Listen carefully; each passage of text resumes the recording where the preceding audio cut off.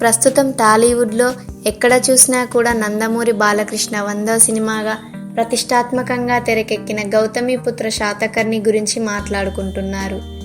ఎన్నో ప్రత్యేకతలు ఉన్న ఈ సినిమా సంక్రాంతికి ప్రేక్షకుల ముందుకు రాబోతుంది. ఈ సినిమాకు సంబంధించిన 10 ఆసక్తికర విషయాలను ఇప్పుడు చూద్దాం. గౌతమిపుత్ర శాతకర్ణి శాతవాహన రాజుల్లో 23వ వాడు. భారత ఉపఖండాన్ని పాలించిన తెలుగు చక్రవర్తిగా ఈయనకు పేరుంది. శాతవాహన రాజుల్లో గొప్పవాడిగా ఈయన పేరు తెచ్చుకున్నాడు. ఎంతోమంది చక్రవర్తులు భారత ఉపఖండాన్ని పరిపాలించారు. వారందరిలోకి శాతవాహన రాజు శాతకర్ణి ప్రత్యేక వ్యక్తి. అందుకే నందమూరి బాలకృష్ణ తన 100వ సినిమాగా శాతకర్ణి కథను ఎంచుకున్నాడు. బాలకృష్ణ తన 100వ సినిమాపై దాదాపు 6 నెలల చర్చలు, సంప్రదింపులు జరిపారు. మొదట బాలయ్య 100వ సినిమా ఆదిత్య 369కు సీక్వెల్గా ఆదిత్య 999 అనుకున్నారు. దర్శకుడు సింగీతం శ్రీనివాస్ కూడా అందుకు సిద్ధమయ్యాడు. ఏవో కారణాల వల్ల ఆ సినిమా క్యాన్సిల్ అయింది.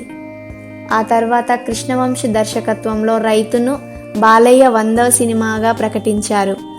ఆ సమయంలోనే క్రిష్ ఈ సబ్జెక్టుతో బాలయ్య వద్దకు వెళ్ళడం, పౌరాణిక పాత్రలంటే తొడకోసుకునేందుకు సిద్ధపడే బాలయ్య వెంటనే ఓకే చెప్పడం జరిగిపోయింది. ఈ సినిమా ప్రారంభోత్సవానికి తెలంగాణ సీఎం కేసీఆర్, చిరంజీవి, వెంకటేష్లతో పాటు పలువురు ప్రముఖులు హాజరవడం ఈ సినిమా మరో ప్రత్యేకత. శాతకర్ణి సినిమాకు ఒక ప్రత్యేకమైన గుర్తింపు దక్కింది. అదేంటంటే తక్కువ బడ్జెట్తో తెరకెక్కి ఏకంగా బాహుబలి స్థాయి ప్రమోషన్ను దక్కించుకుంది. ఈ సినిమా కోసం 55 కోట్లు ఖర్చు చేశారు. ఇందులో 15 కోట్లు గ్రాఫిక్స్ కోసం ఖర్చు చేశారట. ఇక ఈ సినిమా కోసం బాలకృష్ణకు నిర్మాతలు 10 కోట్ల పారితోషికం ఫిక్స్ చేశారు.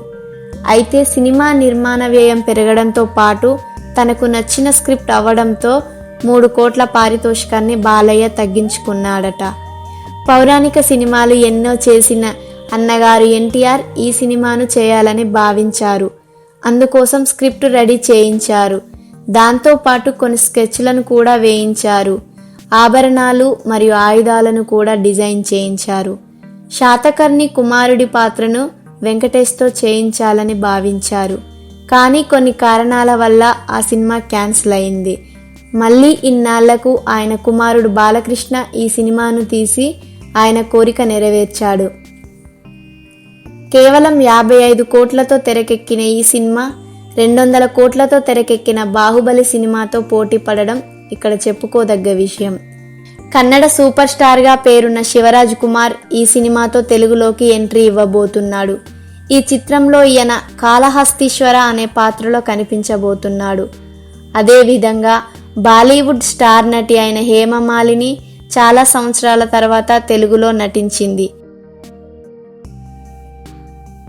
బాలయ్య కెరియర్లో అత్యధిక బడ్జెట్తో తెరకెక్కిన ఈ సినిమా ఆయన కెరియర్లోనే అత్యధిక వసూళ్లను సాధించనుందని నందమూరి అభిమానులతో పాటు సినీ వర్గాల వారు కూడా భావిస్తున్నారు. సినిమా విడుదలకు దాదాపు 4 నెలల ముందు అన్ని ఏరియాలు అమ్ముడుపోవడం కూడా ఈ సినిమా ప్రత్యేకత. కంచ చిత్రంకు జాతీయ అవార్డు తీసుకున్న తర్వాత దర్శకుడు క్రిష్ తెరకెక్కించిన సినిమా ఇదే అవడంతో దేశవ్యాప్తంగా ఈ సినిమా గురించి చర్చ జరుగుతుంది. మెగాస్టార్ చిరంజీవితో దాదాపు 15 సంవత్సరాల తర్వాత బాలకృష్ణ సంక్రాంతికి ఈ సినిమాతో ఢీకొట్టబోతున్నాడు. 2001లో నరసింహనాయుడు, మృగరాజు చిత్రాలు విడుదలయ్యాయి. మళ్ళీ ఇన్నాళ్లకు ఒక్కరోజు తేడాతో వీరిద్దరూ బాక్సాఫీస్ వద్ద ఢీకొట్టబోతున్నారు. ఈ వీడియోలు గనక మీకు నచ్చినట్లయితే షేర్ చేయండి, అలాగే లైక్ చేయండి. మరిన్ని వీడియోల కోసం ప్లీజ్ సబ్స్క్రైబ్ పక్కా తెలుగు.